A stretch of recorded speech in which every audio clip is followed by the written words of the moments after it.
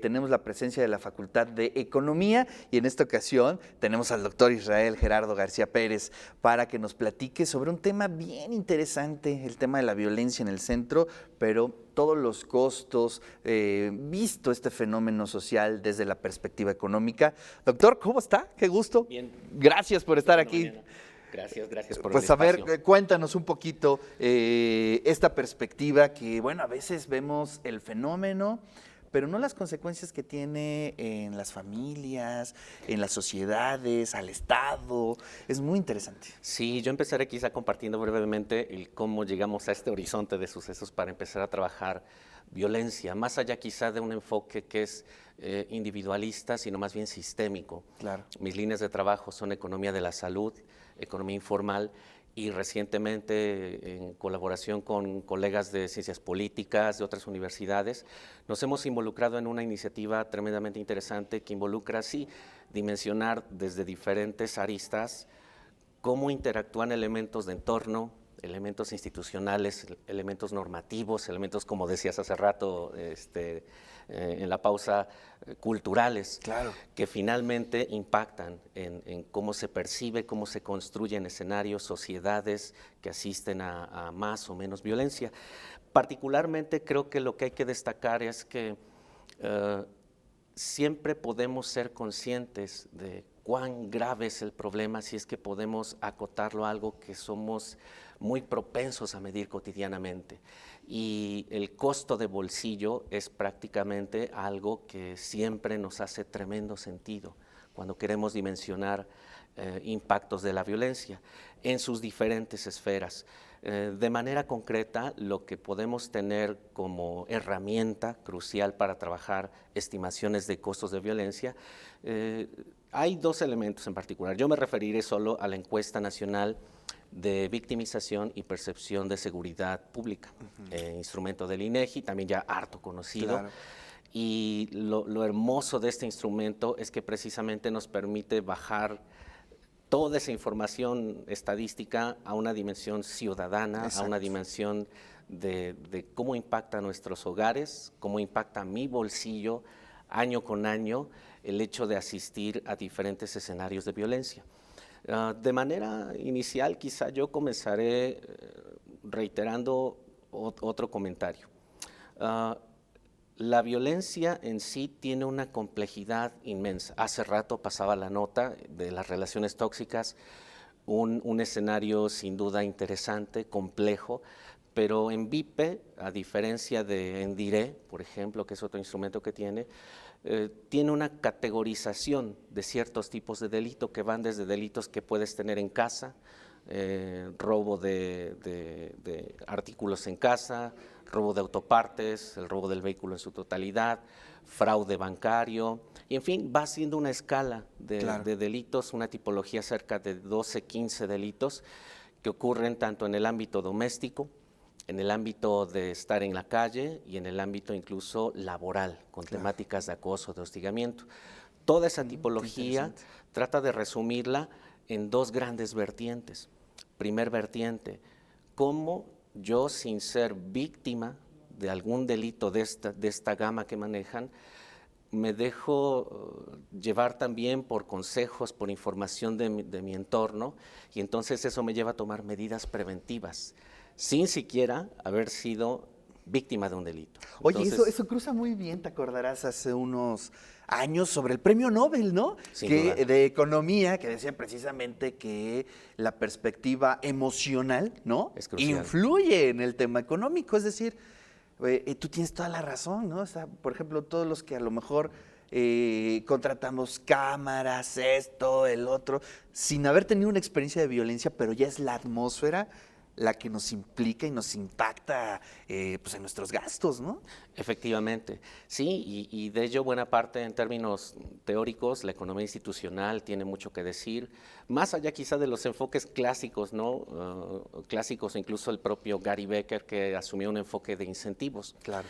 Y en ese sentido, lo que sí te diría es que el entorno es crucial. Buena parte del bloque de preguntas que se realizan en torno a cómo yo tengo cierta toma de medidas a partir de ver cómo está mi vecindario, mi barrio, se compilan en 5 o 7 preguntas de la ENVIPE. De manera concreta, te comentaré 2 o 3 de ellas. Te preguntan si tú llevas a cabo cotidianamente reuniones con vecinos y si esa es una medida que tú tomas en tu vecindario, una medida de costo cero. En realidad, bueno, hay un costo implícito del tiempo, pero financieramente, pues yo sé que puedo reunirme, organizarme y tener estrategias de comunicación vía WhatsApp, etcétera. Otra medida preventiva que también se comenta en la ENVIPE tiene que ver con el uso de cámaras, el cambiar chapas, cerraduras, el tener quizás sistemas ya de circuito cerrado más sofisticados, el contratar servicios privados de vigilancia, incluso también el adquirir, derivado de mi entorno, el adquirir o no un perro de seguridad, por ejemplo. Claro. Un conjunto de elementos son los que se van colocando allí y eso poco a poco te va diciendo que sí, el tema es de entorno y ello, a pesar, reitero, de no tener un evento crítico, de no ser víctima del delito, sí ya me hace tener algo de ahí se te vaya un porcentaje del presupuesto, ¿no? Y yo te lo resumiré. Ese es el primer componente. El segundo es el componente directo. ¿Cuál es el costo que yo valoro cuando sufro el delito? No. ENVIPE lo desglosa en 2 rubros. El costo económico directo, que puede ser laboral, que puede ser monetario en mi bolsillo, si estoy haciendo un desembolso para recuperar mis cosas. Y el siguiente es el costo en salud, que preocupantemente, pero también hace mucho sentido, es quizá el más subestimado en cuanto a los componentes de costo. Entonces, asistimos a 3 grandes esferas del costo. Costo antes de, en medidas preventivas, el costo cuando ocurre, el hecho de que yo sea víctima y sufra el delito, el costo directo económico y el costo de las secuelas en salud. Esas 3 grandes dimensiones en el estado de Puebla representan actualmente, según las estimaciones que tenemos para el 2023, el 2.1% del Producto Interno Bruto. Es un dineral. Es inmenso. Y evidentemente el 2.1 del PIB, pensando en términos macro, no tiene quizá tanta riqueza como irlo desglosando cuando lo vemos a nivel de hogares. Si me permites compartirte el dato. La ENVIPE está sondeando a 784,800 hogares, ya expandiendo la muestra, y ello está generando un costo de 5,072 millones de pesos en el año 2023. 5,072 millones de pesos en promedio por hogar. El costo solo en medidas preventivas oscila por ahí de los 6,500 pesos por hogar al año. ¿Qué tipo de medidas son las que quizá representan esos 5,072 millones de pesos? La medida típica número 1, colocar cerraduras, cambiar chapas, cambiar puertas y ventanas. Posteriormente, colocación de cámaras. De igual manera, tenemos el dato de adquirir un seguro para el caso de la vivienda. En fin, van ocurriendo medida 1, medida 2, medida 3, y lo que observamos en la ENVIPE es que quizás siempre optamos por recurrir a las medidas más económicas y solo cuando el escenario se va haciendo más violento, más sujeto a robo de casa-habitación, dependiendo de la zona, dependiendo del entorno, la decisión de invertir más es más recurrente. Oye, qué interesante es este tema porque por un lado la violencia nos acecha, ¿no? Es decir, sí se mete, como decía Magali Tercero, una gran periodista, decía, el gran problema de la violencia es cuando está en la almohada ya, ¿no? Cuando ya está en tu habitación, cuando ya está durmiendo junto a ti y prácticamente de ahí ya no se va, ¿no? Esa es una. Pero culturalmente lo que te decía hace unos minutos es que está también adentro, pongamos en la música, ¿no? Es increíble la música popular, los grados de violencia que podemos escuchar y que ya lo vamos digiriendo con una naturalidad, pero que va formando atmósferas, ¿no? Y eso también implica cambios en la cotidianidad de la vida de la gente.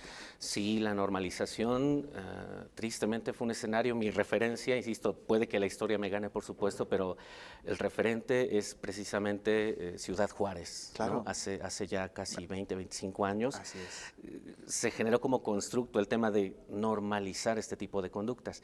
Y precisamente a propósito de la multidisciplina en la cual ahora desde mi trinchera como economista asisto, Claro. y asisto alegremente porque me enriquece más la visión, tenemos precisamente esta parte de la anomia institucional, una parte teórica, quizá un poco más sociológica, más antropológica, que nos dice que el debilitamiento de las reglas, el debilitamiento de las instituciones, por un lado, y por otro, el hacer cada vez más y más un constructo social, el éxito económico a raíz de la violencia, Exactamente. va conformando también ese componente cultural que evidentemente día a día nos está llevando a escenarios muy complejos en materia de cómo destinar programas, recursos para la prevención de la violencia. Típicamente nos vamos a los sistemas de procuración de justicia, pero dices, ¿y qué hay de la regulación ¿No? en Y ciertos además, escenarios? bueno, es un gran tema que nos daría para un programa Sin entero, ¿no? Porque ya estoy ahí picado con las Sí, preguntas. sin duda. Pero, ¿qué te parece si hacemos una mesa próximamente Por supuesto.